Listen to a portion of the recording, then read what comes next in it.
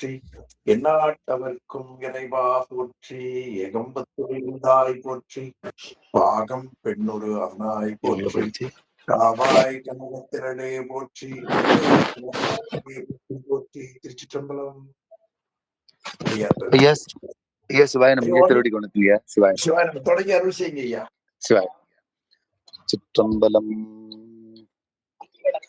அந்தியும் நண்பகலும் அஞ்சு பதம் சொல்லி முந்தி ஏழும் பழைய வல்வினை மூடாமும் சிந்தை பராமரியா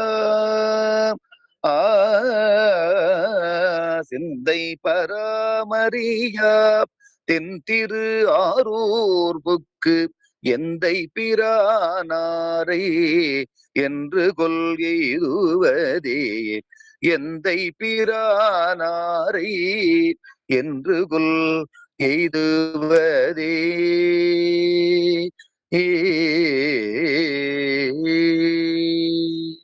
திருச்சிற்றம்பலம். ஐயா சிவாய நமக்கு. சிவாய நமக்கு. திருச்சிற்றம்பலம். அடியார் பெருமக்களுக்கு வணக்கம். எல்லாம் வல்ல சிவகாமி அம்மை உடனாகிய அம்பலமான பெருமானது திருவருட் பெருங்கருணையினாலும்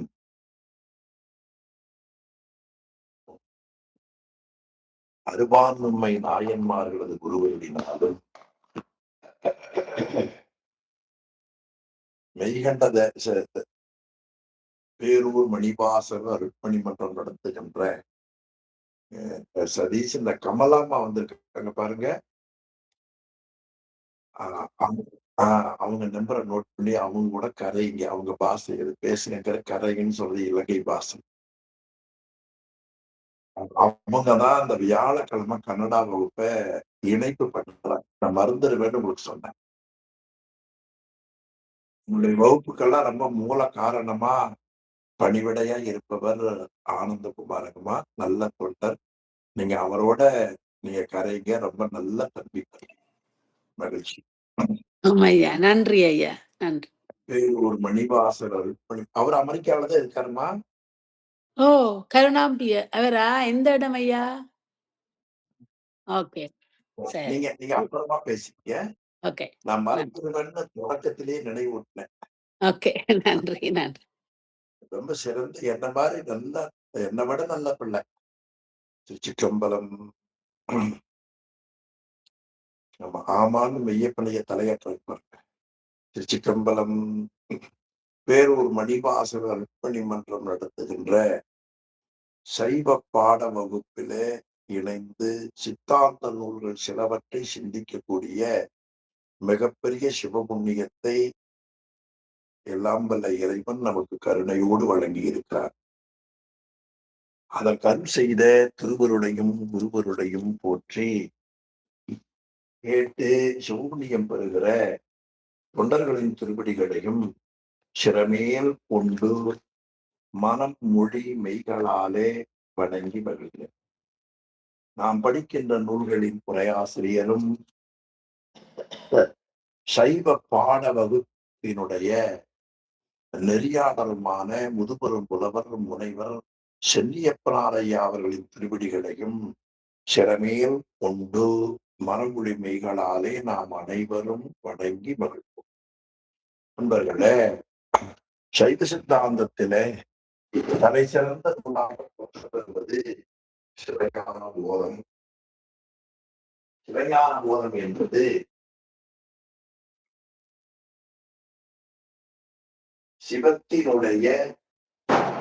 சிவத்தை அடையக்கூடிய நெறியை நமக்கு போதிப்பது.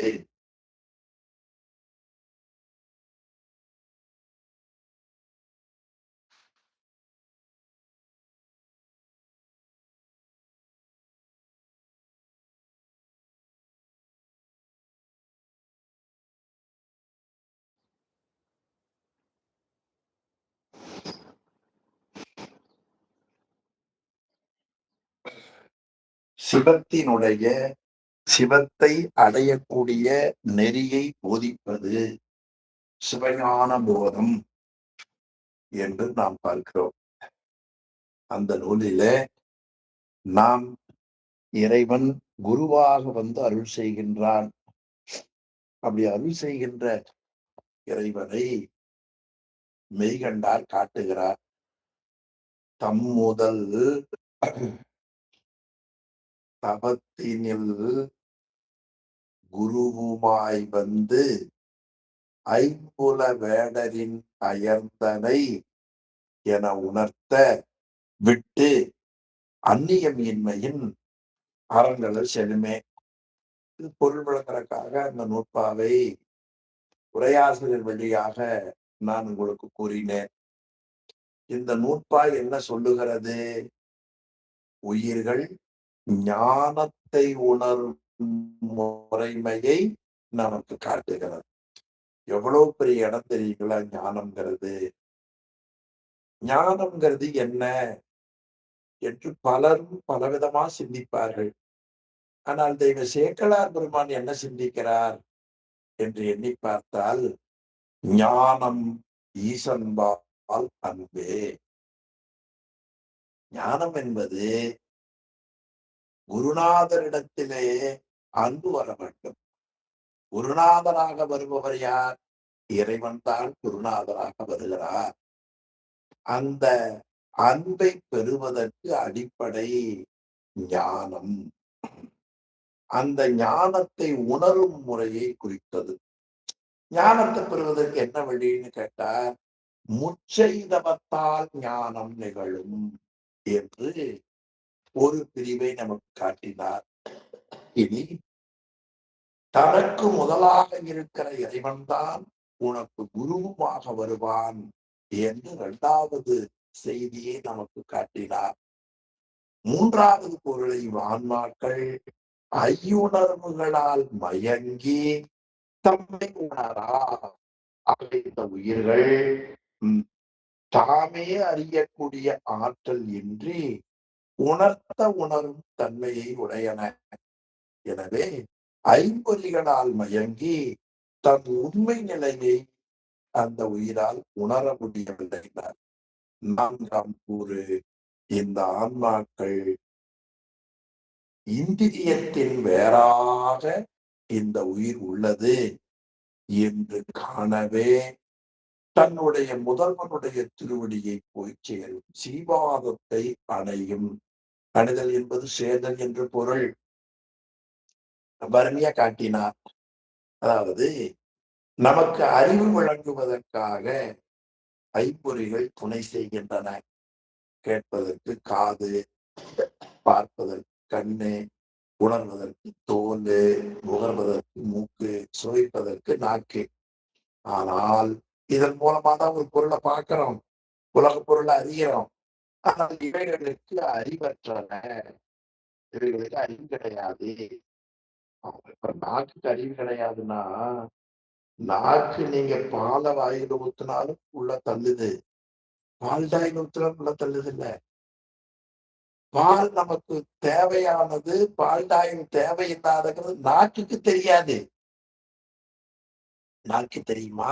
எண்ணி பாருங்க, தெரியாது.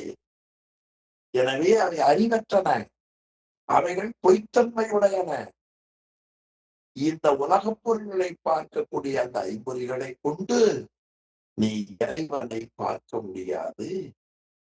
எனவே இந்த ஐம்பொறிகள் ஞான நெருக்கி நம்மை இழுத்துச் சென்றார். ஆனால் அந்த ஐம்பொறிகளையே ஞான நிலைக்கு மாற்றலாம் என்று ஒரு கருத்தை அப்பர் பெருமான் காட்டுகிறார். எப்படின்னு கேட்டார், திரு அங்கமாலைன்னு ஒரு பதிகம் பாடினார். தலையே நீ வணங்காய் தலைமாலை தலை கணிந்து தலையாலே பலி தேரும் தலைவனை தலையே நீ வணங்காய். என்ன உலகத்துல இப்படி ஒரு பாட்டு சொல்ல முடியும்?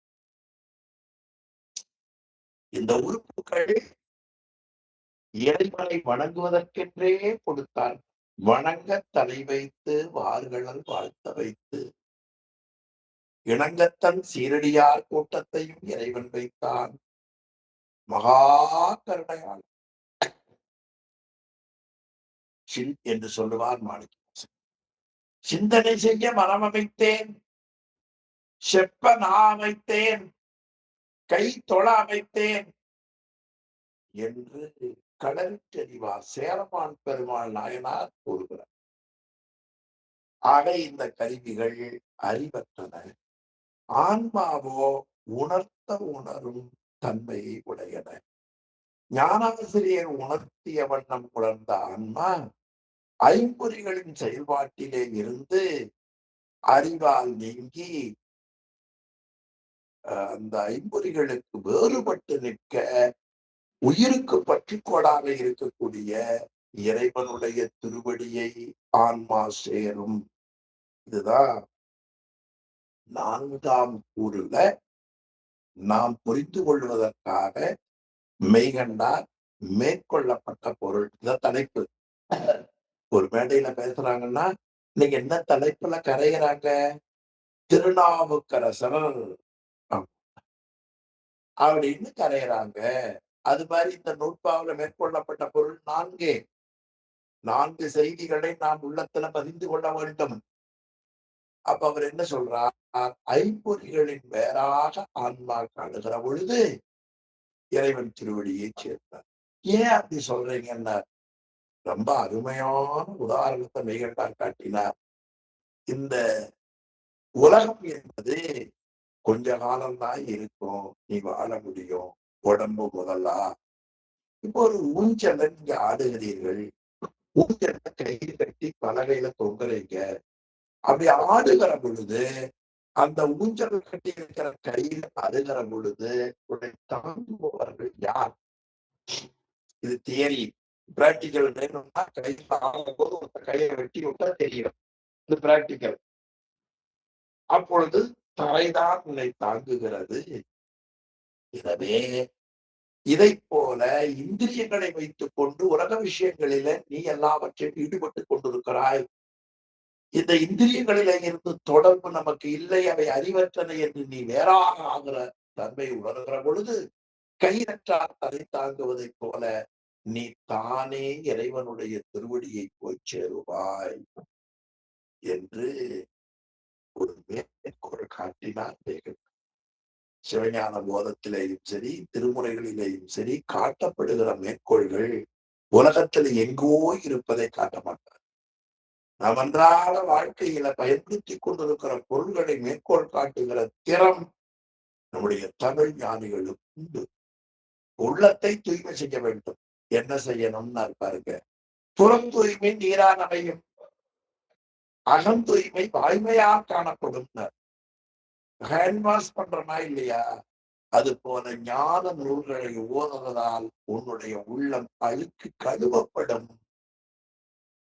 இப்படி அந்த ஊமைகளை காண்பிப்பதில் நம்முடைய பெரியவர்களுக்கு நிகர் நம்முடைய பெரியவர்கள் தான். அதனால ஏனைய மக்கள் பேசுகிற பொழுது வேற்று ஊமைகளை சொல்லலாம்.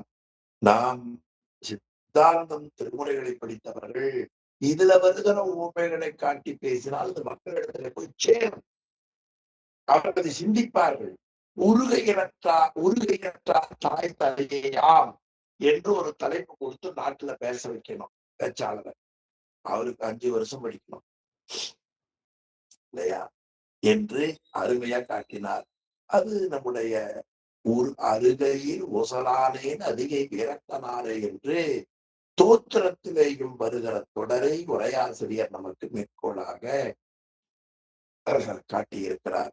அப்போ உயிர்கள் இந்திரியங்களின் வேறாக உயிர்கள் தம்மை காண முற்படுகிற பொழுது கயிறு அற்றால் தரை தாங்குவதைப் போல இந்திரியங்களினுடைய நிலைகளிலே இருந்து நாம் விடுபடுவோமே, ஆனால் தாங்கிக் கொள்வது இறைவன் திருவடிதான் என்பதை உயிர்கள் சிந்தித்து பார்க்க வேண்டும். இதுதான் அப்பர் பெருமான் தன்கடன் அடியேனையும் தாங்குதல். இப்படி ஒரு கடவுள் உண்டா? தன் கடன் அடியேனையும் தாங்குதல். அந்த கடவுள் நீ கும்பிடுற போது மட்டும் காட்சி கொடுப்பவன் அல்ல, இமைப்பொழுதும் என் நெஞ்சின் நீங்காதான் என்று மாணிக்க வாசகர் அந்த பெரியவரை நமக்கு காட்டுகிறார். அதுக்கு எடுத்துக்காட்டு வெண்பா ரொம்ப அருமையான வெண்பாக்கள். ஆமா, முதல் வெண்பா பாருங்க. அதனுடைய கருத்தை நான் உங்களுக்கு சொல்லுகிறேன். ஒரு தண்ணீர் வருகிறது, ஆற்றுல நீர் தேக்கம் வைத்திருக்கிறார்கள். அப்பொழுது இந்த தேக்கம் உடைந்தால் நீர் என்ன செய்யும்? நேர கடல்ல போய் சேரும். அது போல நம்முடைய ஆன்மா புலன் உணர்வினால் சரி செய்யப்பட்டிருக்கிறது. அந்த சிறை நீங்கினால் நேர இறைவனுடைய பாதத்தை போய் சேரும். பாட்டு பாருங்க. சிறை செய்ய நின்ற செல்லும் புனலில், சிறை செய்ய நின்ற செல்லும் புனல். ஆமா, அதாவது தண்ணிய அணகட்டி தேக்கி வைத்திருக்கிறோம். செழுப்புணல் மிகுதியான ஆற்று நீர் அப்படி சேர்த்து வைத்திருக்கிறோம். அது என்ன செய்யும்? சிறை விட்டு, இரண்டாவது வரி பாருங்க, அலைகடலில் சென்று அடங்குமாறு போல எங்க போய் சேரும்? நல்ல அலையடிக்கக்கூடிய கடல்ல போய் சேரும். அதை போல புலன் உணர்வில் சிறை தீர்ந்து ஐம்பொறிகளால் வரக்கூடிய அந்த அறிவால் சரி செய்யப்பட்டிருக்கக்கூடிய அந்த நிலை உன்னை விட்டு நீங்குமே. ஆனால் அதிலே இருந்து நாம் வேறுபட்டவன் என்று நீ தீர்ந்து கருவிகளால வரக்கூடிய பாச ஞானத்தை விட்டு நீ நீங்கியதும் அறம்பாதத்தை போய் சேருவாய். அறம்பாதத்தை உற்று. சரி, அறம்பாதத்துக்கு என்ன சிறப்பு? அறம்பாதத்தை போய் சேர வேண்டிய காரணம் என்ன? உலைவில் அறம்பாதம், கெடுதல் இல்லாத இறைவனுடைய திருவடி. இந்த இறைவனுடைய திருவடியும் உமாபதி சிவம் அனுபவிச்சுக்கிறார்ல. உலகில் அறம்பாதம். அது அப்படியே கண்ணப்ப நாயனார் புராணத்துல உரையாசிரியர் காட்டுகிறார். அந்த திருவடியை பார்த்த உடனே அவர் நினைக்கிறார், மேல திண்ணனாரா போனவர் செவ்வேல் கோணமில் குடுமித்தேவர் கை அந்த காலத்து மேல இருக்கிறார். அவர் பார்த்தோன்னு சொல்லுகிறார், யார் அவங்களை பார்க்கிறாங்களோ மறுபடியும் திரும்பி வரவே மாட்டாங்க. மேபினார் பிரிய மாட்டார் விமலனார். யார் அவர் வணங்குறாங்களோ திருப்பி என்ன வர மாட்டாங்க. ஆமா, இன்னொரு இடத்துல சொல்கிறார், கண்டலாத அருளும் இல்லை, கலந்த பின் பிரிவதில்லை. ரொம்ப அருமையான தொடர். கண்டலால் பிரிவதில்லை, கண்டலால் அருளும் இல்லை, கலந்த பின் பிரிவும் இல்லை. இது தேவார தொடர். திருநாவுக்கரசர் சகமலால் அடிமை இல்லை, தானலால் துணையும் இல்லை என்ற பதிகத்துல வரக்கூடிய பாடல்ல ஒரு தொடரை நாம போய் தேட வேண்டாம், உரையாசிரியரே காட்டி வைத்து விட்டார். 135வது பக்கம். அந்த பகுதியை மட்டும் காமிங்களேன். பெரிய புராணத்துல வருகிற 2 இடம். ஒன்று, மேவினார் பிரிய மாட்டார். சுவாமிய போய் சேர்ந்துட்டீங்கன்னா திருப்பி வர விருப்பமே இருக்காது. அதுக்கு அடுத்தது தேவாரம், கலந்த பின் பிரிவதில்லை. சரி, உனக்கு அருள் எப்ப கிடைக்கும்னா கண்டலால் அருளும். அவனை காணவில்லை என்று சொன்னால், காணுதல்னா கண்களால் பார்க்கறது இல்லை, அறிவால் அவனை பார்த்தல், பதிஞானத்தால் அவனை பார்த்தல் என்று நல்ல பகுதி. 135வது பக்கம் விளக்கம் அங்க இருக்கிறது தான் நான் உங்களுக்கு நினைவூட்டினேன் என்று சொல்லி, இனி எடுத்துக்காட்டு வெண்பா 2வது வெண்பா. எவ்வுருவும் தான் எண்ணில் எய்துவார் இல்லைதான், இவ்வுருவின் வேறே இறையல்லன். எவ்வுருவும் கண் போல் அவயவங்கள் காணா, அக்கண்ணில்லார் கண் வேறே. அக்கடல். நல்ல பாட்டு. எவ்வுருவும், அதாவது இந்த உயிர் உணர்வே அல்லாமல் எல்லா வகையான புலனுணர்வும் தாழ் எண்ணில் சிவமேயாகும் என்று கூறினால் தாழ் எய்துவார் இல்லை, தாழ் எய்துவார் இல்லை. எனவே புலன்படி செயல்படக்கூடிய சகநிலையை கைவிட்டு திருவடியை அணைய விரும்புவார் ஒருவரும் இல்லை. அதனால் இவ்வுருவில் வேறேன் முதல்வன் இந்த புலம் உணர்வுகளுடன் வேறாக இருப்பான் என்று நீ சொல்லுவாயே. ஆனால் இறைவன் அவன் எல்லா பொருள்களிலும் கலந்துள்ளவன் என்பது பொருந்தாமல் போகும். ஆமா. எனவே இறைவன் என்பதற்கு முதன்மை தன்மை இல்லாமல் போகும். அதனால் எவ்வொருவும் தனிச்சொல் பாருங்க, எல்லா உறுப்புகளிலேயும் உயிர் கலந்து நின்றாலும் கூட கண் போல் அவயவங்கள் காணா. கண் என்ற பொறியை தவிர ஏனைய பொறிகள் நான்கும் கண்ணை போல் வரமாட்டாது. கண் சென்று பற்றும் கருவி, ஏனைய கருவிகள் வந்தால் பற்றும். அப்படி உணரமாட்டா. அந்த முறையில அக்கடல் அந்த கண்ணிற்கு உள்ள உச்சிப்பாட்டினை போல அக்கண் ஒளி இழந்தவருடைய கண் பேரே கண்ணை பெற்ற இடத்து காண். அதாவது என்ன கருத்துன்னு கேட்டா, எல்லா இடங்களிலும் இறைவன் கலந்திருக்கிறான், புலன் உணர்விலும் கலந்திருக்கிறான். அவன் கலக்கலைன்னு சொன்னா அவனுடைய தன்மைக்கு மருத்துவத்துக்கு இழுக்கு வந்து சேரும். அப்ப புலனுணர்ந்து இருக்கிறான்னு சொன்னா அவர் தாழ் எய்த மாட்டார்கள். ஏன் அதை மட்டும் தாழ் என்று அதை சிறப்புப்பட கூறினார்கள் என்று சொன்னால், நம்முடைய உயிர் 5 புலன்களிலேயும் கலந்திருக்கின்றன. ஆனாலும் கூட 4 பொறிகள் சென்று பற்றாது, கண் மட்டும் சென்று பற்றும். அப்பொழுது அந்த கண் சென்று பற்றும் என்பதை கண் இல்லாதவர்களுக்குத்தான் தெரியும். அதை போல அவனுடைய திருவடியை நீ சேர்ந்தால்தான் பேரின்பம் என்பதை நீ அறிந்து கொள்ள வேண்டும் என்பதை இந்த எடுத்துக்காட்டு வெண்பா மூலமா ஆசிரியர் நமக்கு காட்டுகிறார். 3வது வெண்பா இனி ஒரு வகையா, நீ ஐம்பொறிகள் நாம் அல்ல என்பதை நீ தெரிந்து கொண்டாய். அந்த தர, அந்தம்னா நிறைவு, தரம். அப்ப அந்த தர அது அந்தம் முடிவுக்கெல்லாம் முடிவாக இருக்கும் சித்தாந்தம். எனவே அந்த தர என்ற வெண்பா சொல்லுக்கு உரையாசிரியர் சித்தாந்த பொருளை நன்குணர்ந்தவனே, நீ என்ன தெரிந்து கொண்டாய்?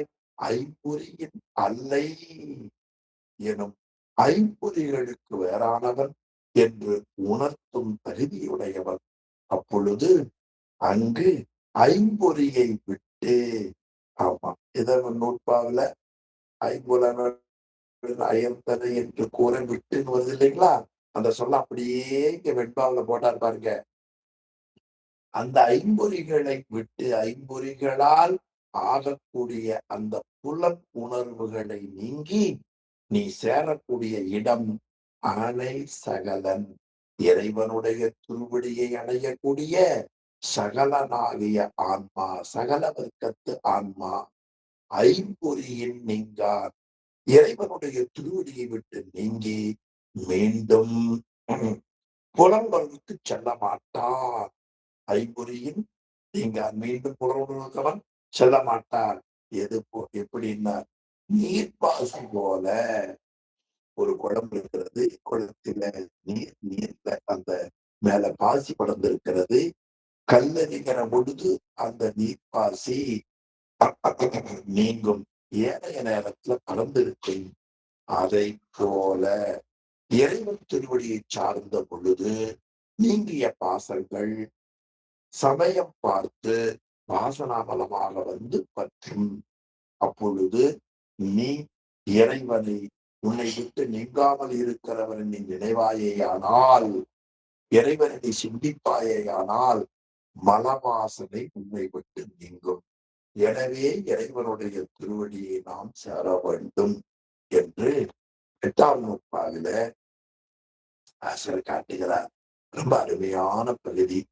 இனி கடைசியா அந்த நாம் உணர வேண்டியது ஞானம். என்ன ஞானம்? ஈசம்பால் அன்பேன் ஒரு நினைவூட்டின இறைவன் திருவடியை சிந்தித்திருக்க வேண்டும். அப்பொழுது மல வாசனை தாக்காது. இனி 9ஆம் நூற்பா, ரொம்ப அழகான நூற்பா இது. சாதனையல்ல நிறைவான பகுதி. 7, 8, 9 சாதனையல் பகுதி. பாட்டு பாருங்க. 9ஆம் நூற்பா. ஊனக்கண் பாசம் உணரா பதியை ஞான கண்ணில் சிந்தை நாடி உரா துணை தேர்த்து என பாசம் ஒருவ தன்னிழலாம் பதி விதி என்னும் அஞ்செழுத்தே. இந்த 4 வரியில இருக்கிற நூற்பா என்ன கருத்தை நமக்கு காட்டுகிறது என்றால், ஆன்ம சுத்தி, ஆன்மாவை தூய்மைப்படுத்த வேண்டும் என்பதை காட்டுகிறது. 8ஆம் நூற்றாண்டுல இறைவன் குருவாக வந்தார். அப்பொழுது அவனுடைய உபதேசத்தை நாம் கேட்க வேண்டும். 9ஆம் நூற்பா அந்த உபதேசத்தை கேட்ட ஆன்மா தொடர்ந்து அந்த உபதேசத்தை சிந்தித்து வர வேண்டும் என்பதை நமக்கு கூறுகிறது. 7ஆம் நூற்றாண்டுல ஆன்ம ரூபத்தை காட்டினார். 7ஆம் நூற்றாண்டு என்ன? நீ சத்தா அசத்தா என்றால் சத்தும் அல்ல அசத்தும் அல்ல சதசத்துன்னார்.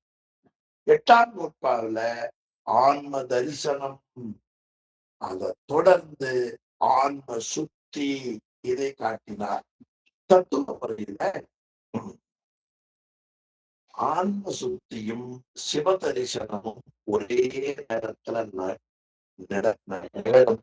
அதனால் பாசம் ஒருவ இது ஆன்ம சுத்தி, தன்னிழலாம் சிவ தரிசனம் என்ற கருத்தை ஆசிரியர் காட்டுகிறார்.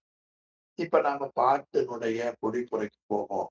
ஊனக்கண், நம்முடைய அறிவு இருக்கிறது 3ஆ பிரித்தார்கள். கருவிகளால் வரக்கூடிய அறிவு பசுஞானம்னு பேர். விட்டு விட்டு அறியக்கூடிய அறிவு, கருவிகளால் வரக்கூடிய அறிவு பாச ஞானம்னு பேர்.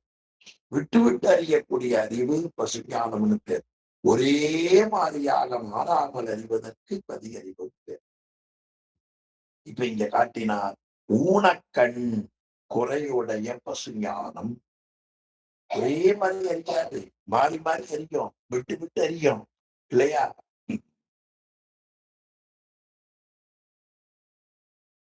ஊனக்கண் இது பசுஞானம். பாசம் அது கருவிகளால் வரக்கூடிய ஞானம், பாச ஞானம். இந்த 2 ஞானத்தாலும் பதியை உணர முடியாது. பதியை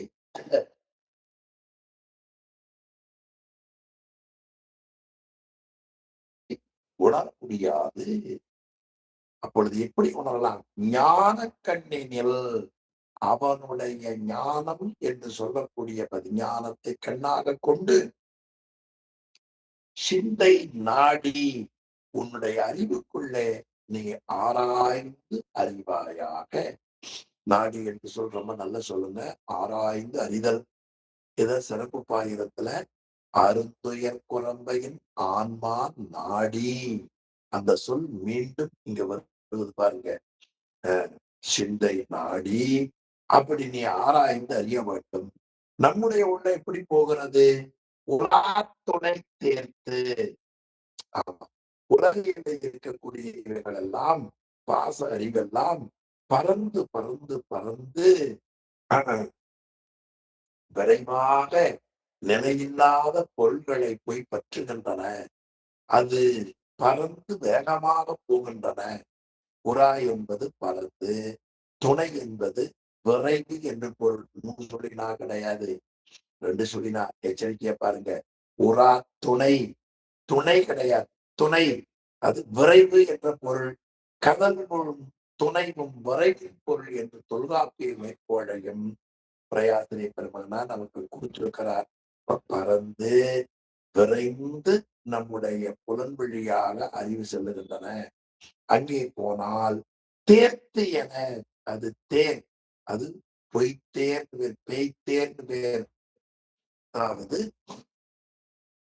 பேய்த்தேர் என்பது நீ அங்கே போனால் அங்கே காணல் நீர் போல அது விரைந்து அறியும். துணை சேர்த்து காணல் நீர் போகிற பொழுது இருக்கும், போனா இருக்காது. அது போல விரைந்து அது அழிந்து விடும். எனவே அந்த பாசத்தொகுதியை நீ விட ஒருவ அவற்றின் மேல் வைத்திருக்கிற பற்றை நீ விடுவாயே. ஆனால் ஒருவதல் நீங்குதல்னு பேர். ஒருவ பதி தன்னிழலா, பதி தன்னிழலா. அந்த பதிஞானம் பிறப்பாகிய துன்பமாகிய வெப்பத்துக்கு உனக்கு குளிர்ச்சியை தரும் நிழலாக வெளிப்பட்டு தோன்றும். அப்ப பாசம் ஒருவ என்பது ஆன்ம சுத்தி, தன்னிழலாம் என்பது இறைவன் வெளிப்பட்டு தோன்றுவான், சிவதரிசனம். அந்த நிலை உனக்கு மாறாது இருக்கும் பொருட்டு, நிலைவரும் பொருட்டு விதி என்னும் அஞ்செழுத்தே. நீ அஞ்செழுத்தை குருநாதரிடத்தில் கேட்ட முறைப்படி அஞ்செழுத்தை ஓதுவாயாக. இதான் 9ஆம் நூற்பா உன்னுடைய பொருள். ரொம்ப அருமையான பகுதி இது. ஈசன் எந்த இணையடி நிழலே என்று திருநாவுக்கரசருடைய தேவாரத்திலேயும் நாம் பார்க்கலாம். இது இந்த நூற்பா 3 கூறுகளை உடையது. ஒன்று, முதலை, அதாவது இறைவனை ஞான கண்ணாலே பார்ப்பாயாக. 2வது கூறு, நீ உலகப் பொருள்கள் மேல வைத்திருக்கூடிய பாச அறிவை விடுவாயே, ஆனால் உனக்கு ஞான சொரூபம் தெரியும் என்று காட்டினார். இனி 3வது கூறு, பஞ்சாட்சரத்தை விதிப்படி உச்சரிக்க. 3 செய்தி. இந்த நூற்பா 9ஆம் நூற்பா ஆன்ம சுத்தி பண்ணுமாறு உணர்த்தியதே. இப்ப முதல் கூறு மேற்கொள் போவோம். ஈண்டும் முதலை ஞான கண்ணாலே காண்க. இதை பற்றி ஈண்டும் ஏன் சொன்னார்? முதலே இது போல உணர்வு அசத்தலின் உணராத இன்மையின் என்று 6ஆம் நூற்பாவில காட்டியிருக்கிறார். உணர்வு அசத்தலின் உணராத இன்மையின் இருந்த அறிவுள்ளது, இருந்த அறிவுள்ளது. சிவசத்தாமன 2 வகையில் இசைக்கும் மண்ணுலகே. அங்கேயே நீ பாசஞானத்தாலும் பசுஞானத்தாலும் இந்த 2 வகையிலேயும் இறைவனை காண முடியாது. பதிஞானத்தால் காணலாம் 6ஆம் நூற்பாவில் சொல்லிட்டார். அதை மறுபடியும் வலியுறுத்துகிறார். அதனால ஈண்டும் சொல்லாம ஈண்டும் மறுபடியும் என்று நாம் அதை பொருள் கொள்ள வேண்டும். 6ஆம் நூற்பாவில் பார்த்தீங்கன்னா இதே கருத்தை அங்க காட்டியிருப்பார். அதனால மீண்டும் இந்த இடத்தும் 6ஆம் நூற்பாவில் படித்தது போல இந்த இடத்தும் அவன் அருளாகிய சிவஞானத்தால் அறிய வேண்டும் என்று நமக்கு காட்டினார். 6ஆம் நூற்பாவில் அவன் துணை கொண்டு அவனை அறிய முடியாத நிலையில் சிவமாகவும், பாசஞானத்தால் பசுஞானத்தால் அறிய முடியாத பொழுது சிவமாகவும், பதிஞானத்தால் அறிகிற பொழுது சிவசக்தாம் என்ற நிலையிலேயும் அவன் இருப்பான் என்று காட்டியதால ஈண்டும் இந்த ஒரு சொல்தான் ஈண்டு ஒரு இம்முதான். ஆனா முதலுக்கு நினைவுற்றார் பாருங்க, மெய்கண்டார். முதல்னா யாரு? சங்கார காரணனாகிய முதலையே முதலாக இருந்த உலகம் அல்லவா? அந்த முதலை அவனுடைய சிவஞானத்தாலே காண்பாயாக. ஏன் அது ஏது காட்டினார்? அவன் வாக்கு அனாதீத கோசரமாக நிற்கிறார். வாக்கு என்பது பாசஞானம், மனம் என்பது பசுஞானம். இந்த 2ஐயும் கடந்தவன். வாக்கு மன அதீதன், கோசரம். ஆனாலும் கூட அவன் பதிஞானத்தால் காண்பவர்களுக்கு விளங்கி தோன்றுவான். கோசரம் என்ற சொல்லுக்கு விளங்கி தோன்றுவான் என்று பொருள். 141வது பக்கம் விளங்கி தோன்றுவான் காட்டியிருக்கிறார். இது முதல்லயே 100வது பக்கமும் இந்த குறிப்புள்ளது. வகுப்பு முடிவுக்கு அப்புறம் பார்த்துங்க. இந்த முதல் கூரை ஆசிரியர் ஏறத்தாழ 2 வெண்பால தெளிவுபடுத்துகிறார். ரொம்ப நல்ல பகுதி பாருங்க. நாடியோ இன்னும் கொஞ்சம் எழுத்து பெருசா காமிங்க. நாடியோ என்போ இன்னும் கொஞ்சம். நாடியோ என்போ நரம்பு கோழையோ மறுமை. நாடியோ என்போ நரம்பு கோழையோ தேடி அணையறியேன் தேடி அணையறியேன் தேர்ந்த வகை நாடி அறந்தன்னாலே தன்னையும் கண்டு தம்மை காணார் என் நாம் என அறிவார் என்று. ரொம்ப அருமையான பகுதிங்க. நம்முடைய உயிர் இருக்கிறதே அது நாடியா, இடைவகதை என்று சொல்லக்கூடிய நாடியா, எலும்பா, நரம்பா, நம்ம எலும்பு, எலும்புல இருக்கிற நரம்பா, சீயா, முன்னிலையிலிருந்து வரக்கூடிய சீயா அல்லது கோழையா, எது என்று நான் தேடி என அறியேன். சரி, தேர்ந்த வகை அப்படி தேடி என அறியேன். இப்படி நான் என்னுடைய அறிவால இந்த உடம்புல உயிர் எது என்று என்னை தேடி தேடி தேடி பார்த்தேன். அப்படி தேடி தெளிந்த அறிவில நாடி, ரொம்ப அருமையான சொல். 9ஆம் நூற்பாவுல பதியை நாடின்னு வருது பாருங்க. மீண்டும் காட்டுகிறார் தேர்ந்த வகை நாடி. அப்ப தெளிவிக்கின்ற அறிவு வேறு உண்டு என்று ஆராய்ந்து நோக்கி என்ன தெளிவிக்கிறது?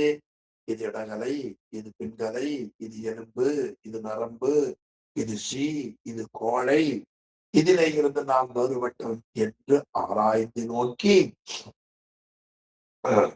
அறந்தன்னாலே தன்னையும் கண்டு.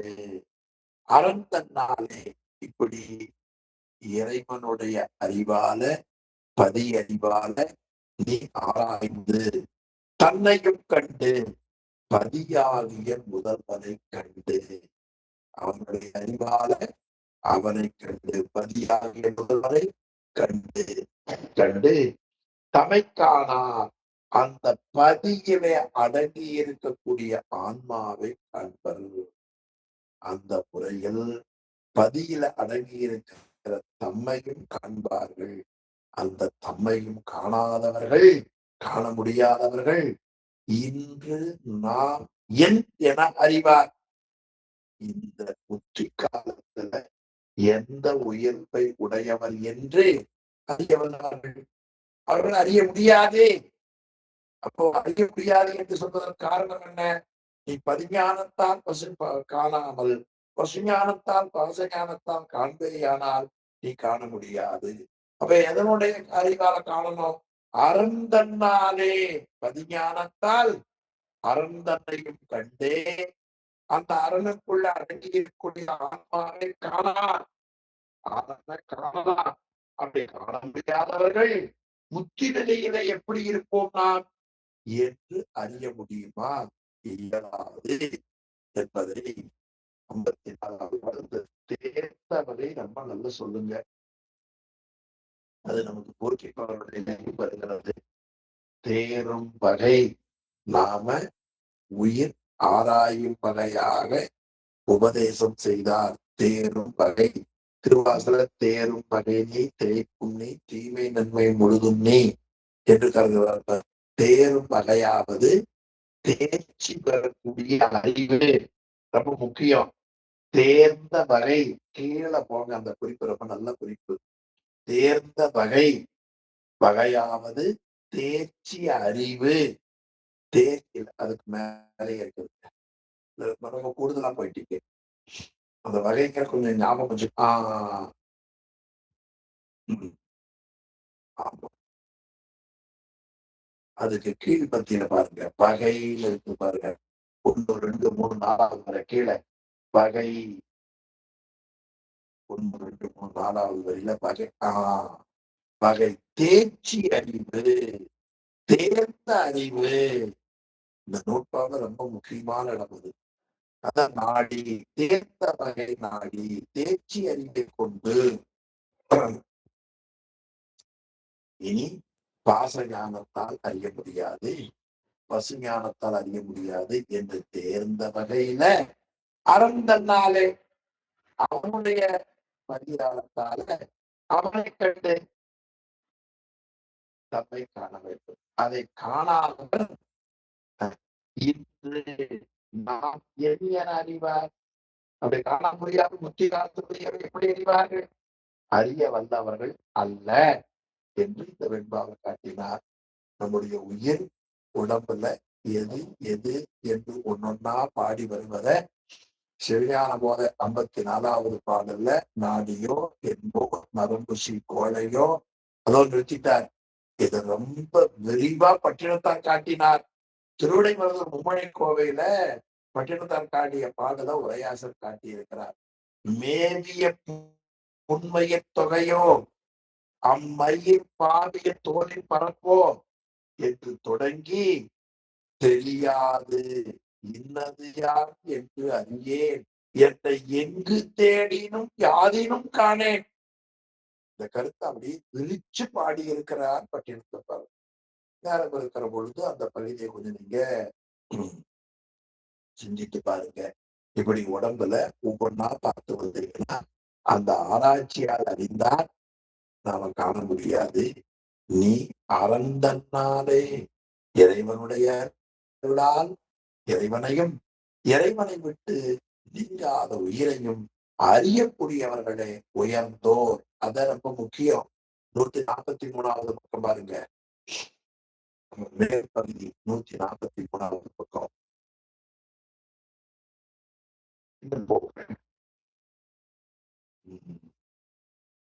காட்டிய கண்ணுக்கு மேல கடி இருக்கு. கிழது 1 2 3 4 5 6வது இருக்கு. 6வது அவ்வாறே இறைவனுடைய அருளால் இறைவனையும் இறைவனுடைய தியானம் இறைவனையும் இறைவன் விட்டு நீங்காத உயிரையும் அறிந்தவரே உயர்ந்தோர். அப்படி தெரியாதவர்கள் கருவிகரணங்கள் எல்லாம் நீங்கியவரது புத்தி காலத்தில் இறைவனை விட்டு நீங்கி இல்லாத வேறு எந்த முறை அறிவார்கள்? அறிய முடியாது. வேறு எந்த முறை? பாசஞானத்தால் அறிய முடியாது, பசுஞானத்தால் அறிய முடியாது, அறந்தன்னாலே பதிஞானத்தால் அறியலாம். அப்படி பதிஞானத்தால் இறைவனையும் இறைவன் விட்டு நீங்காத உயிரையும் அறிபவர்கள் தான் தேர்ந்தவரை அறிவால் உயர்ந்தவர்கள் என்று இந்த வெண்பாவின் மூலமாக மெய்கண்டார் நமக்கு தெளிவுபடுத்துகிறார். எடுத்துக்காட்டு வெண்பா 2 ரொம்ப அருமையான பகுதி. ஆமா, காட்டிய கண்ணே தன்னை காணா. ரொம்ப நல்ல பகுதி. காட்டிய கண்ணே, அதாவது உலகப் பொருள்களை கண்ணால பார்க்கிறோம். பார்த்தாலும் கூட அந்த கண்ணுக்கு உலகப் பொருள்களை காட்டுவது எது? உயிர்தான் இல்லையா?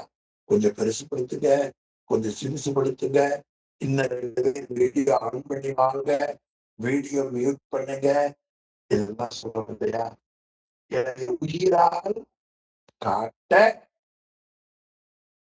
அதன் மூலமா காணுகிற கண் பிறப்பொருளை காணுமே, பிறப்பொருளை காணும். ஆனால் கண்ணாகிய தன்னை காட்டுமா? கண் கதையை பார்க்குமா? தன்னை காணாது. அப்ப கண்ணாகிய காட்டாய உள்ளத்தை சரி தனக்கு காண்பித்து நிற்கின்ற உயிரையும் காணாது. இப்ப கண் பிறப்பொருளை பார்க்கிறது. அந்த கண்ணால் கண்ணை பார்க்க முடியுமா? முடியாது. காட்டுகிற உயிரை காட்டுமா? காட்டாது. கண் காணா. கண் காண இயலாது. அதை போல நல்லா அழைக்கணும். அதை போல காட்டிய உள்ளம் தன்னை காணான். இந்த உள்ளம் காண்பதற்கு இறைவன் உயிருக்குள்ளே இருந்து அவன் காட்டுகின்றான். அந்த காட்டு பெறக்கூடிய முதல்வனை உயிர் தன்னை காணாது, தன்னையர்வை அறியாது, தன்னை உணர்த்தி நிற்கிற இறைவனையும் அறியாது. அப்ப யார் செய்கிறார்? உள்ளத்தின்கண், நம்முடைய உள்ளத்திலே அறிவுக்குள்ளே மறைத்து நிற்பவனாகிய இறைவன் கல்வந்தான் உள்ளத்திற்கான். அந்த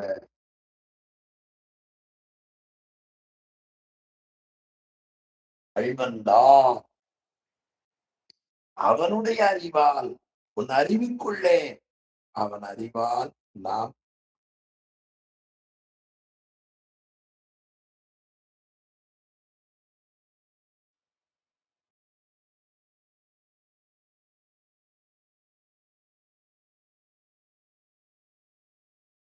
இந்த பகுதியில காட்டுகிறார்.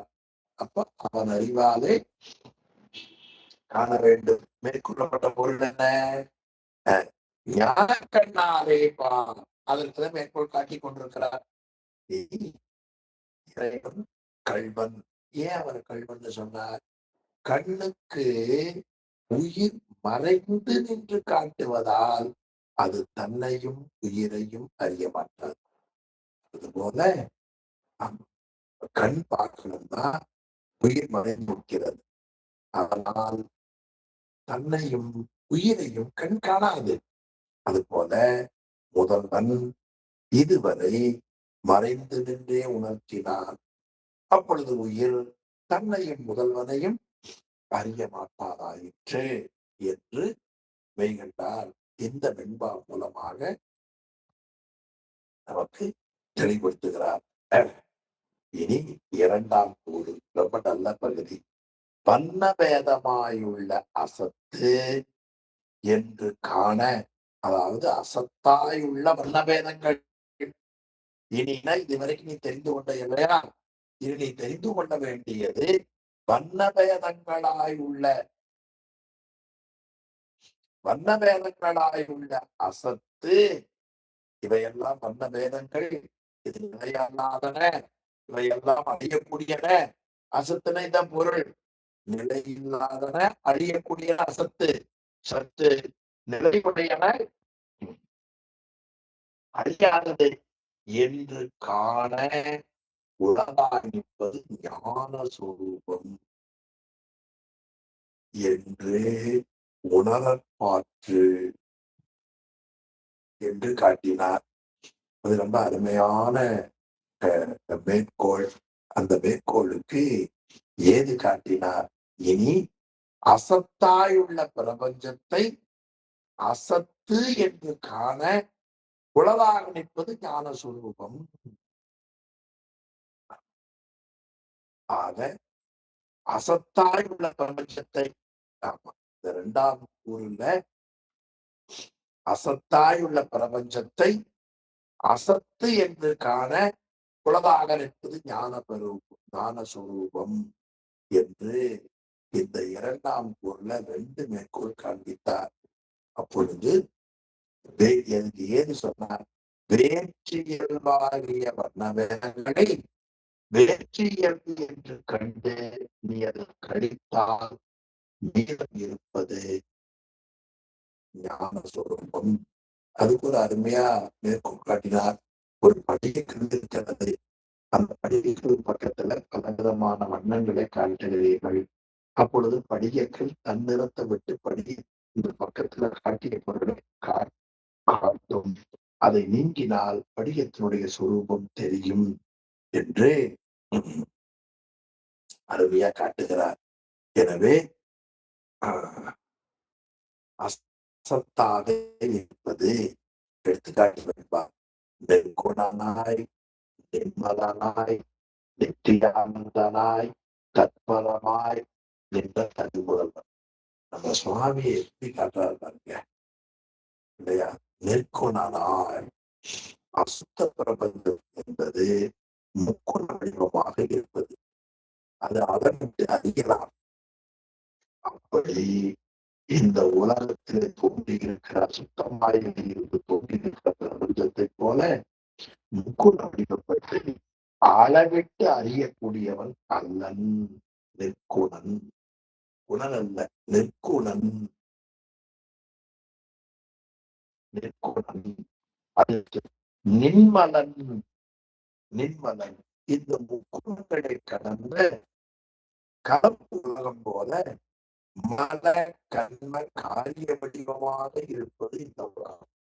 நம்முடைய மனத்தில் காரணமாக வரக்கூடிய கர்மங்களை அனுபவிப்பதற்கு ஏற்ப இந்த உலகம் இருக்கிறது. எனவே அவனுக்கு மலம் கிடையாது. எனவே அவன் நின்மலன். அதற்கு மேல காட்டினார் நித்தியானந்தன். இந்த மலகர்மங்களை கடந்து சுத்த பிரபஞ்சம் போல் அனித்திய ஆனந்த வடிவமாய் அறியப்படுவன் அல்லன். அது நித்திய அனித்தியமாக நித்திய ஆனந்தனாய் தற்பரமாய் தனி முதல்வன்.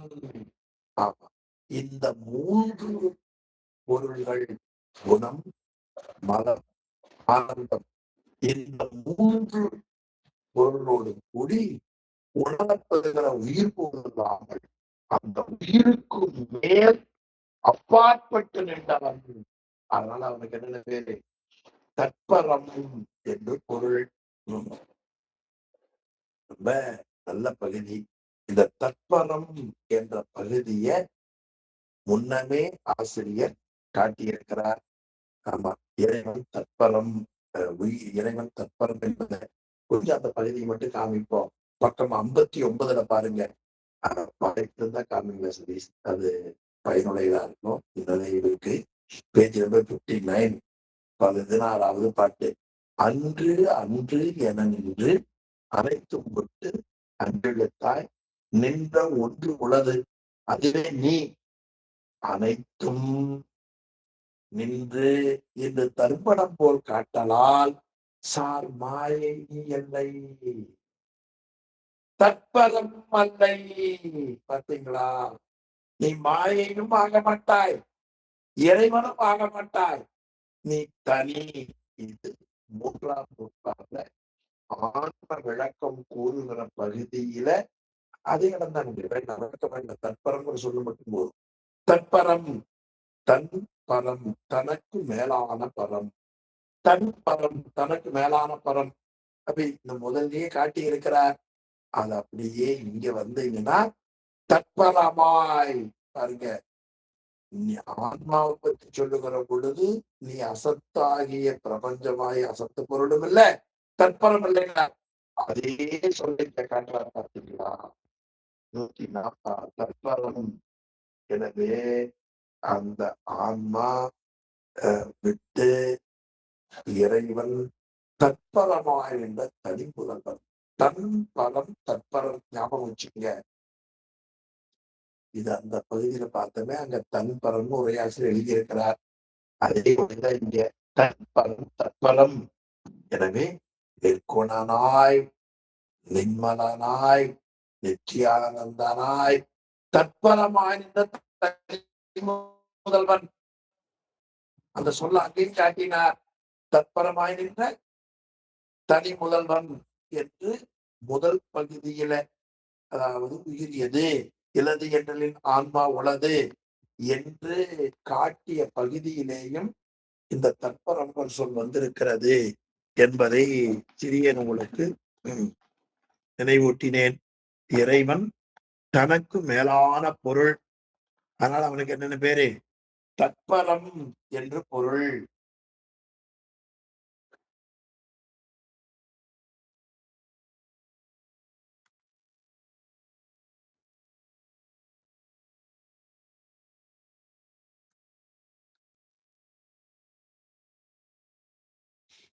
தற்பரம். இனி அந்த தற்பரமாய் நின்ற தனி முதல்வன் அற்புதம் போல் வந்து, அதான் நம்ம அருமை. அதுக்கு முன்னாடி ஆனா அறிவால் அந்த ஒப்பற்ற முதல்வன் அளவிறந்து நம்முடைய அறிவால் சுட்டி அறிய பெறும் அந்த அளவனை கடந்தவனாக இருப்பவன் அவன். வானே முதல் கலையின் அந்த ஆகாயம் முதலாக இருக்கக்கூடிய வான் தான் ஆகாயம்.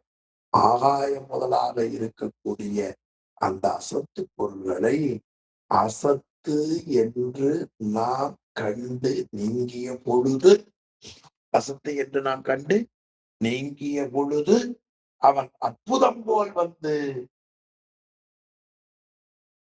அற்புதம் என்பது இன்னதென்று அறிய முடியாத நிலையில இருப்பது அற்புதம்னு பேர். வாசகத்துல அற்புத பத்து என்றும் அதிசய பத்து என்றும் 2 பகுதிகள் நமக்கு வருகின்றன. அற்புதம் போல் வந்து, ஆக என்னதென்று அறிய முடியாத சூரிய பொருள் போல் தோன்றி ஆன அறிவாய் தோன்றானோ, ஆன்மறிவுக்குள்ள நீங்காத அறிவாக இருக்கிறவன் விளங்கி தோன்ற மாட்டானா என்றால் விளங்கி தோன்றுவான் என்று முதல் வெண்பார்ல காட்டினார். மேலும் 2வது வெண்பார் சுட்டி உணர்வதனை சுட்டி அசத்தென்ன, அதாவது அறிவால் சுட்டி உணரக்கூடிய இந்த பிரபஞ்ச பொருள்களை சுட்டி நீ நாடி ஆராய்ந்து அறிந்து அசத்து, இது அசத்து, அசத்து நிலையில்லாதது, அழியக்கூடியது. அசத்து சத்து ஞாபகம் வச்சுக்கணும். 96வது பக்கம் அப்புறமா பார்த்துங்க. அப்படி சட்டை இனி உள்ளது சத்தேகான், முடிவில் நிலையாக உள்ளது, செம்மையாக நமக்கு தோன்றுவது சத்து. இந்த உண்மையை உணர்வாயாக, காண்பாயாக, சுட்டி உணர்ந்த நீ சத்தல்லை. இப்ப இதுவரை அசத்தோடு சூடி சுட்டி அறிந்து இது இது இது இது என்று அறிந்த நீ சத்து அல்லை. ஆமா, அசத்தின் வேறாக தோன்றக்கூடிய சத்து ஆக மாட்டாய். அப்ப இந்த சுற்றுணர்வு எனக்கு நீங்காத என்றால் தெய்வம் உண்மையை உணர்ந்து, தெய்வம் உண்மையை உணர்ந்து சத்தாகிய அந்த தெய்வத்தின் உடைமையால் அந்த சத்து பொருளை சார்ந்தால், நீ அந்த தெய்வமாகிய அந்த இறைவனை சார்வாயேயானால் போய்விட்டு போம். அந்த திருவருளை சார்ந்த காரணத்தினாலே சுற்றுணர்வால் வரக்கூடிய பொது இயல்பு உன்னை விட்டு போய்விடும். பொது இயல்பு உன்னை விட்டு போய்விடும். தெய்வம், நாம் இறைவனுக்கு அடிமை என்று இந்த வெண்பாவில் காட்டினார். இனி 3வது வெண்பா, கண்டதை அன்று அன்று என கண்டு அசத்தாய்.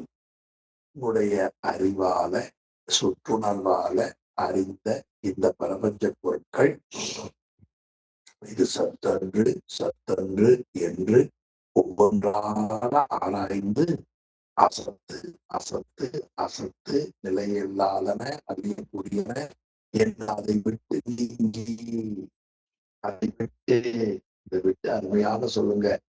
8ஆம் நூற்றாண்டுல ஐம்பல வேடலின் அயர்ந்தனை வளர்ந்து அயர்ந்தனை விட்டு குரான் சொன்ன விட்டம் இல்லையா, அது போல இதையெல்லாம் விட்டு நீங்கி ஆன்மாவில் கண்டனை ஆய்ந்து உணர, ஆன்மாவில் கண்டனை ஆய்ந்து உணர.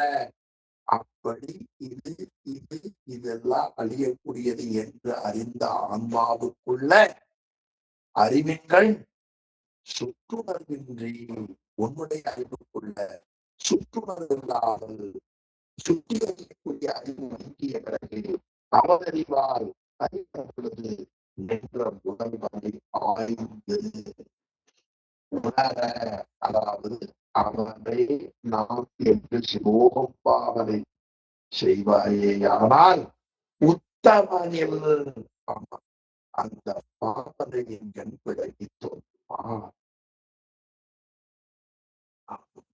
அது எது போல என்றால், எப்ப பண்டடைந்த ஊனத்தை தான் விடுமாறு அநாதிகாலம் அநாதிகாலம் பண்டாய நான்வரை போல பண்டு அமைந்த அநாதிகாலம் தொட்டு உயிரை பற்றி இருக்கக்கூடிய ஆணவ மல வாசனை. ஊனம், ஊனம் என்பது ஆணவமலம். அந்த ஊனத்தை தரக்கூடிய மல வாசனையை தான் விடுமாறு ஆன்மா அதனை விட்டு நீங்கும் முறை எதுவாறு தெரியுமா? ஒன் கருட சாணத்தில் தீவிரம் போல் நல்ல மொழி பொருந்திய கருட தியானம்னு ஒன்று கிடைச்சிருச்சுன்னா, கருட தியானம் பண்ணீங்கன்னா அந்த மந்திரத்தால விஷம் இறங்கும் என்று சொல்லப்படுகிறது. அந்த பாவனையால் விடத்தை தீர்த்து கொள்வதை போல கருட சாணத்தில் சார்ந்த தியானம்னு அர்த்தம். அந்த கருட பாவனையால் விஷம் நீங்கும். அதை போல சிவோகம் பாவனையால் மனபாதனை நீங்கும். அப்ப ஆன்மாவில் இருக்கக்கூடிய ஆணவ மதத்தை சிவோகம் பாவனையால் நீக்கலாம் என்ற கருத்தை 3வது காட்டுகிறது. 149வது பக்கம் பாருங்க. 3ஆம் தூணுக்கு மேல அந்த 2 வரி. ஆன்மா ஆன்மாவில் பண்டு அணைந்த அந்த ஊனமாகிய பண்டு அணைந்த அந்த ஊனமாகிய ஆனமலம் எப்படி நீங்கும்னார்? ஆன்மா அது போல கீழே பாருங்க. ஆன்மாவின் ஆனமலத்தை கீழே கடைசி வரி பாருங்க, அண்டர்லைன் பண்ணுங்க.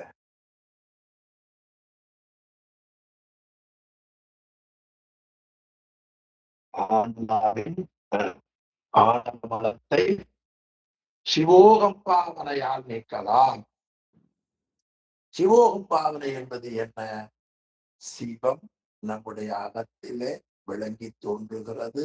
நாம் அவனுக்கு அடிமை என்பதை சிவோக பாவனை.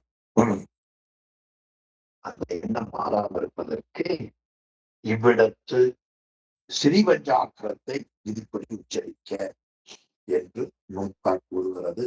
அதை ஒரு கூட்டாக எடுத்து ஜூம் பண்ணி காட்டுகிறார். அதாவது அசத்து அசத்து என்று உலகப் பொருள்களை கண்டு நீங்கிய அந்த சாதகனாகிய ஆன்மா ஞானக்கண்ணால் சிவத்தை காணும். அப்படி கண்ட இடத்துல வாசனாம்பலம் வந்து தாக்கும். அது தாக்காமல் இருக்கும் பொருட்டு அஞ்செழுத்தை முறைப்படி கழிக்க மேற்கோள். இதற்கு ஏது? ஏன் அப்படி அஞ்செழுத்தை கழிக்க வேண்டும் என்றால், இந்த ஆன்மாக்களுக்கு ஞானம் பிரகாசிக்கும். இப்ப குருநாதார ஆனாலும் கூட பல நேரங்கள்ல வேம்புத்துன்ற புழு போல நோக்கிற்றதை நோக்கி இருக்கும். வேப்ப மரத்துல ஒரு புழு இருந்தா அது வேப்பங்காய சாப்பிட்டு சாப்பிட்டு அதுவே இனிப்புன்னு இருக்கும். அதை யாராவது ஒருத்தர் வந்து வேப்பங்காய் கசக்குது, கரும்பு காட்டுக்குள்ள கொண்டு போய் விட்டா கரும்பை சாப்பிட்டு இந்த கரும்புக்கு வேம்புக்காய் பரவாயில்லன்னு நினைக்கும். ஆனா எது சரியானது? கரும்புதான். அந்த முறையில வேம்புத்துள்ள புழு போல பழக்க தோஷத்தால நோக்கிற்றதை நோக்கும் ஆன்மா. அத போல இந்த ஆன்மா அந்த நல்ல நிலைக்கு வந்தாலும் கூட அசத்து அசத்து என்று கண்டு நீங்கி வரவும் கூட சிவத்தை கண்டவர்களும் கூட அசத்தை நோக்கும். அப்பொழுது நீ முக்தி பஞ்சாக்கரத்தை முறையாக கணித்தால் வாசனாபலம் நீங்கும். 150வது பக்கம் 2வது பத்தி பாருங்க. போய் நிறைய போயிட்டீங்க, நிறைய போயிடுச்சு. இன்னும் கொஞ்சம் கேட்டேன், இன்னும் கேட்டேன், இன்னும் கொஞ்சம் கேட்டேன், இன்னும் கொஞ்சம் கேட்டேன். அப்படி எடுத்துக்க. முக்தி என்ன போதும்? முக்தி பஞ்சாக்கரத்தையும் பத்தி தொடர்ந்து பாருங்க. அஞ்செழுத்தை முறையாக கணித்தால் வாசனாபலம் நீங்கும் என்பது இந்த மேற்கோளினுடைய கருத்தாகும் என்று பகுதியை கொஞ்சம் ஞாபகம் வச்சுங்க. ஆமா, ரொம்ப நல்ல பகுதி.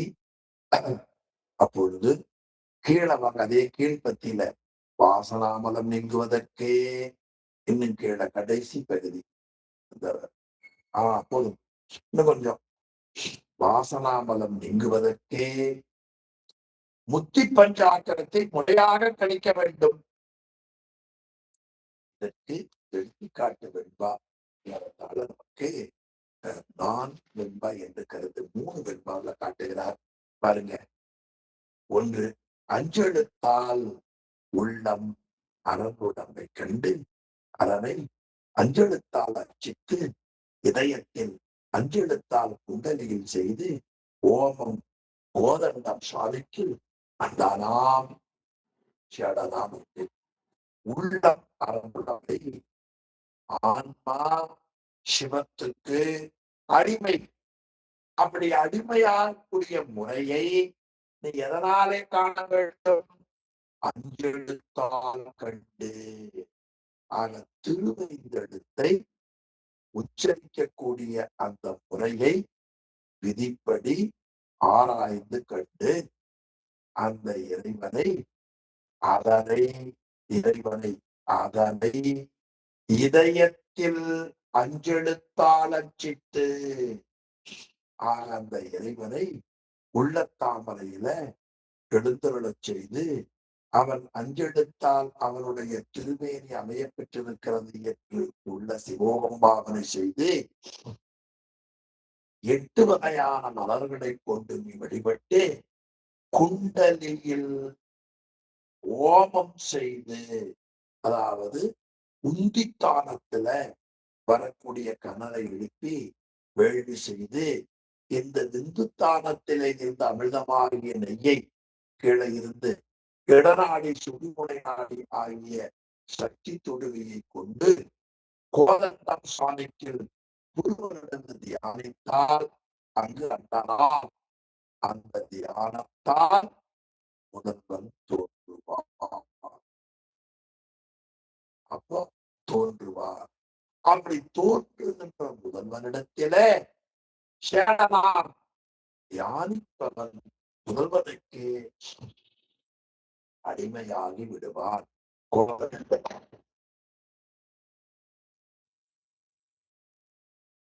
கோதண்டம் என்பது முருகனடு, சாணிக்கல் என்பது தியானம் செய்தல் என்று இந்த வெண்பாக காட்டினார்.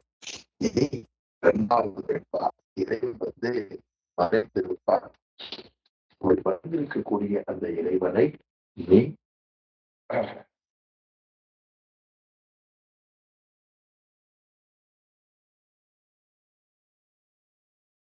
ஞான பாவனையால் நீ காண முடியும். அப்படி கண்ட பொழுது அந்த இறைவன் வலிமையான இரும்பை காந்தங்கள் ஈர்ப்பதை போல உன்னை ஈர்த்துக் கொள்ளுவான். மேலும் அந்த மறைந்திருக்கிற அந்த இறைவன் வெளிப்படுவதற்கு விறகு கட்டை இருக்கிறது. அந்த விறகு உராசுகிற பொழுது நெருப்பு வெளிப்படும். அவன் போல என்று காட்டினார். நல்ல பகுதி கேட்பாங்க. இந்துவில் பாதுவில் ராகுவை கண்டாங்கு. ஆகாயத்தில் இருக்கக்கூடிய கோள்கள் 9 கோள்கள். அதுல ஏனைய கோள்களை போல ராகு கேது ஆகிய கோள்கள் தனியா தெரியாது. இந்துன்னா சந்திரன் பேர். இந்துவாய் சடையான் பெரிய புராணம். பானுவில் பானு என்பது சூரியன். சந்திர சூரியன் ஆகியோரிடத்துல ராகுவையும் கேதுவையும் பார்க்கலாம். அது மறைந்திருக்கும். அதை போல இறைவன் மறைந்திருப்பான். சிந்தையில் காணும் உன்னை விட்டு வேறாக காண முடியாத இறைவன் அவரை உள்ளத்தாமரையில் அஞ்செழுத்து முறையில் வைத்து கண்டார். அஞ்செழுத்து முறையில் வைத்து கண்டதும் கண்டார்ல அந்த முறையில அஞ்செழுத்து முறையில வைத்து நீ காண்பானே. ஆனால் உன்னதே காட்டாக்கின் தோன்றி ஆக தீக்கடை கோலை வைத்தால் அப்படி கடைய அந்த காட்டாக்கில் விறகில இருந்து நெருப்பு தோன்றும். தீக்கடை கொண்டு கடைஞ்சாலும் நெருப்பு வரும். அந்த நெருப்பு இருந்தது உள்ளே இருந்தது. கடை என்னாச்சு? வெளியே வந்தது. அது போல சிவன் தோன்றுவார். தோன்றி சிவன் தோன்றுவார். அப்ப என்ன செய்ய வேண்டும் என்றால் உள்ளத்தாமரையில் அஞ்செடுத்து முறையாக பூசிப்பாயானால் அவன் தோன்றுவான். அந்த தோன்றிய பொழுது கடல் சேர் இரும்பெண்ண, அதாவது கடல் சேர் இரும்பெண்ண, நெருப்பை சேர்ந்த இரும்பு, வலிய இரும்பு. சொன்னேன், அது முன்பாட்டில் வர வேண்டியது மாற்றி சொல்லிவிட்டேன். கடல் சேர் இரும்பெண்ண, நெருப்புல ஒரு இரும்பு துண்டு போடுறீங்க, இந்த இரும்பு துண்டு முழுவதும் நெருப்பு பற்றிக் கொள்ளும்.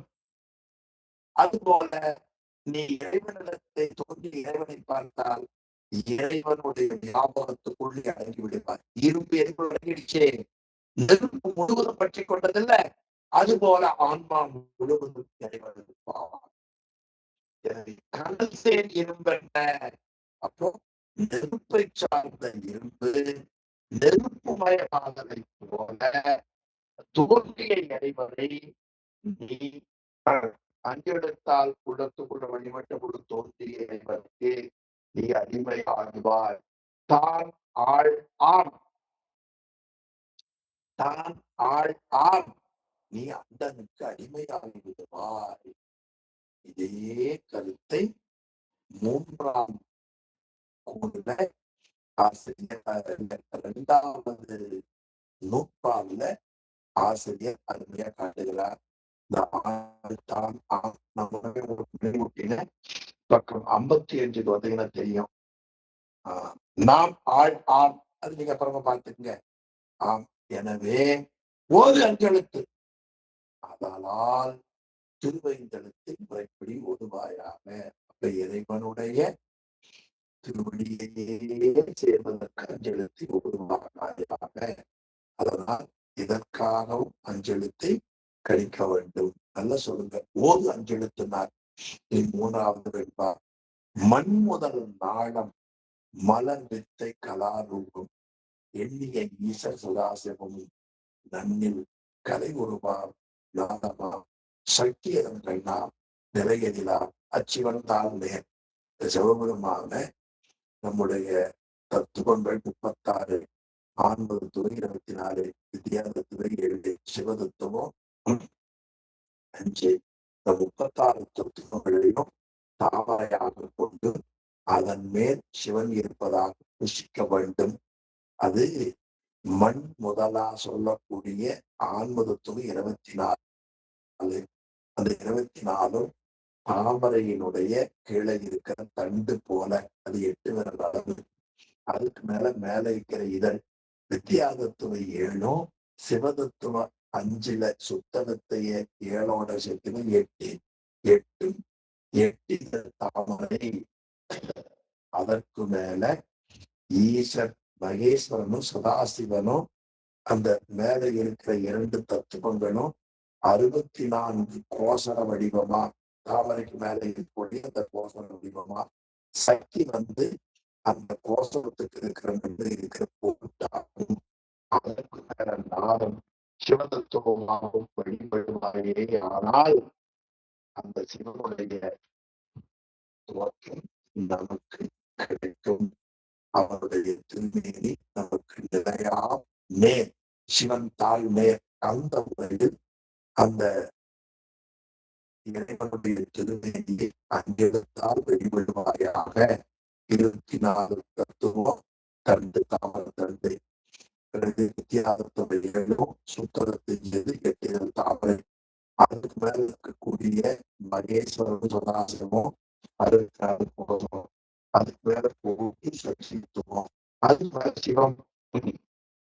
இப்படி அவனை உள்ளத்துக்குள்ள வச்சு வழிபட்டால் அவனுடைய திருப்பேரிய அஞ்செழுத்தால வெளிப்பட வேண்டும். இது 154வது பக்கம். அது இருக்கிற செய்தி நான் உங்களுக்கு நினைவூட்டினேன். எனவே சிவபெருமானுடைய அஞ்செழுத்தால் பூசிக்க வேண்டும் பற்றி நல்ல பற்றி பிறகு அதை படித்து பார்த்துக் கொள்ளுங்கள். அஞ்செழுத்தினுடைய வேறுபாடு பல இடங்கள்ல படித்திருக்கிறோம். இங்கேயும் உரையாசிரியர் நமக்கு அருமையா காட்டியிருக்கிறார். ஆமா, அஞ்செழுத்து சிறந்த மந்திரம். அதனால சேர்க்கிறார் ஆதி மந்திரம் அஞ்செழுத்து என்று நமக்கு காட்டுகிறார். ஒரு நாள் உயிரினுடைய பக்குவத்திற்கு ஏற்ப அஞ்செழுத்தையும் வரிசிப்பார். அஞ்செழுத்து பலவரை. அது நமச்சிவாய, சிவாய நம, சிவய சிவ, சிவ சிவ, சி என்று நமக்கு சொல்லப்படுவது. மேலும்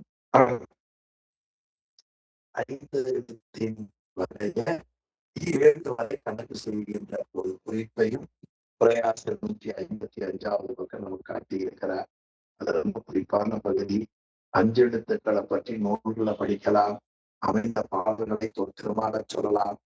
மந்திரமாக ஜெபிக்கிற பொழுது நாம ஜெபிக்க கூடாது. தக்க நிமிடத்துல தீர்க்க குரு உபதேசித்த முறைப்படி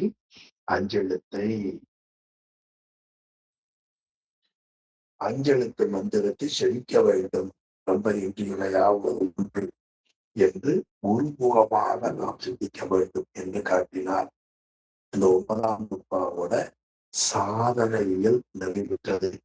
இனி பயனியல் 3 நூற்பா.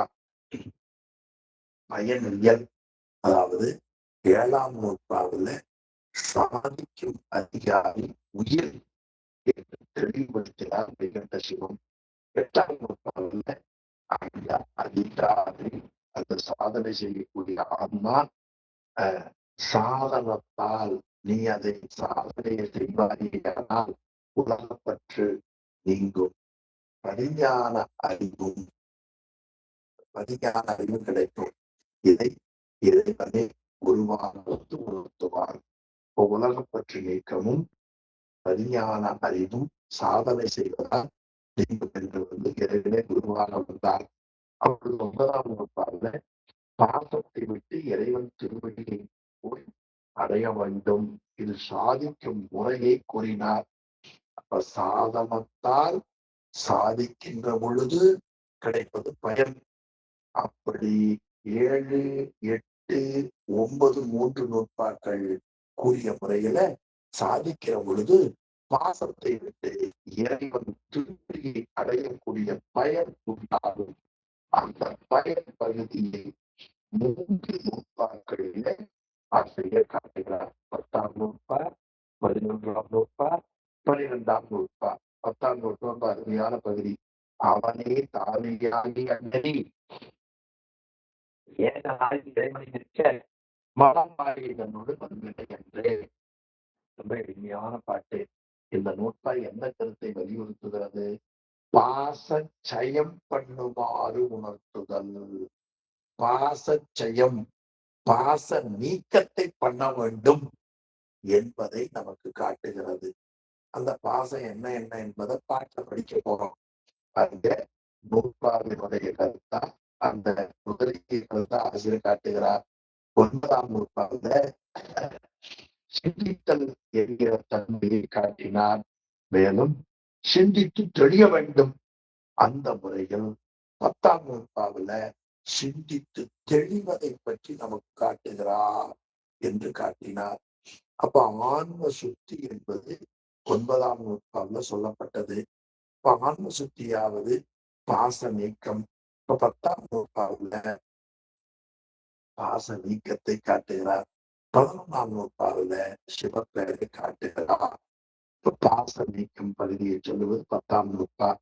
அவனே இறைவனாகிய அவனே, முதல்வனாகிய அவனே, தானாகிய ஆமா தான் உயிராகி நிற்பவன். சிவோகமாக இல்லையா? உயிர் இல்லாமல் இறைவன் வேறு இல்லாமல் இறைவன் வியாபகத்துக்குள்ள உயிர் அடங்கி நிற்கும். அந்த நெறி எது போல அந்நெறி. எந்நெறி பெத்த நிலையில் நிற்கிற பொழுது உயிரோடு சிவம் அடங்கி இருந்தது அறிவுறுத்துவதற்காக. அந்த முறையில் முத்தி நிலையில் ஞானத்தை பெறுவதற்காக சிவத்தோடு உயிர் ஒன்று இருக்க வேண்டும். அந்த நெறியில் ஏகனாகி அந்த இறைவனோடு ஒற்றுமைப்பட்டு அடங்கி இறைவனி நிற்க இறைவனுக்குரிய பணிகளை வலுவாது கடைபிடித்து வந்தால் மல மாயை தன்னோடு பந்தனை என்றே. பாசங்கள் நீங்கிய பொழுதும் கூட பாசனாமலம் தாக்கும். அது ஆணவம், கண்மம், மாயை அவையெல்லாம் நீங்கி போகும். எனவே பெற்ற காலத்தில் ஆன்மாவோடு குணனாய் என்றாலும் கூட தான் ஆன்மாவுக்கு வேறு என்று தெரியாமல் ஆன்மா மட்டும் தெரியும்படியாக இறைவன் ஆன்மாவோடு ஒன்றுபட்டு நிற்பார். முத்தி காலத்துல ஆன்மாவோடு முதல்வன் ஒன்றுபட்டு ஆன்மாவு வேறு என்று காண முடியாதபடி ஆன்மாவை தனக்குள் வைத்து இருப்பார். முதல்வன் ஒருவனே உள்ளார். பெற்ற காலத்துல ஆன்மா மட்டும் உள்ளது என்று தெரியும். அதுபோல முத்தி காலத்துல இறைவன் ஒருவன் உள்ளான் என்று சொல்லுகிற முறையில அவனாகிய இறைவனுக்குள் ஆன்மா அடங்கி நிற்கும். இதுதான் இந்த நூற்பாவினுடைய கருத்து. ரொம்ப அருமையான பகுதி. ஆமா, இது என்ன சிறப்பு என்று சொன்னால், இந்த உயிர் இறைவனோடு ஒற்றுமைப்படுவதில் 14 விதமான கருத்துக்கள் கூறினார்கள். அந்த ஒற்றுமை எப்படி என்பதை அதையெல்லாம் பொருந்தாது. இறைவனோடு உயிர் ஒற்றுமைப்பட்டு நிற்பது எதுபோல என்றால், பெற்ற காலத்திலே இறைவன் உயிரோடு ஒற்றுமைப்பட்டு நிற்பது போல முத்தி காலத்திலே இறைவனோடு உயிர் ஒற்றுமைப்பட்டு நிற்கும். அதான் ஏகனாய் இறைவனை நிற்றல் என்று காட்டினார். இந்த நூற்பாவில 2 கூறு பற்றி காட்டுகிறார். 2 செய்தி. ஒன்று ஏகனாய் நிற்க, இன்னொன்று இறைவழி வழிபாடு நிற்க. ஏகனாய் நிற்க, இறைவழி வழிபாடு நிற்க என்று 2 போதையும் நாளை சிந்திப்போம் என்று சொல்லி இந்த அளவில் இன்றைய வகுப்பை நிறைவு செய்வோம். சிவாய நம. திருச்சிற்றம்பலம். ஐயா, ஒதுமூர்த்தி ஐயா வகுப்பு நிறைவு செய்திருக்க.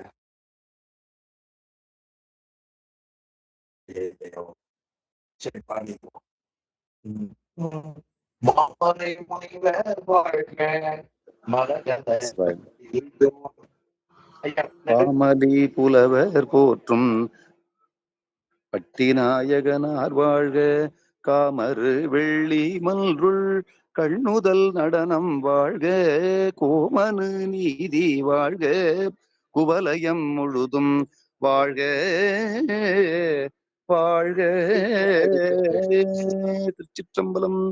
தென்னாடுடைய சிவனே போற்றி, எந்நாட்டவர்க்கும் இறைவா போற்றி. ஏகம்பத்து உரையந்தாய் போற்றி, பாகம் பெண்ணுரு ஆனாய் போற்றி, காவாய் கனகத்திரளே போற்றி, அயிலை மலையானே போற்றி போற்றி. திருச்சிற்றம்பலம். சிவாய நமகே. திருவடி அடியார்கள் அனைவரும்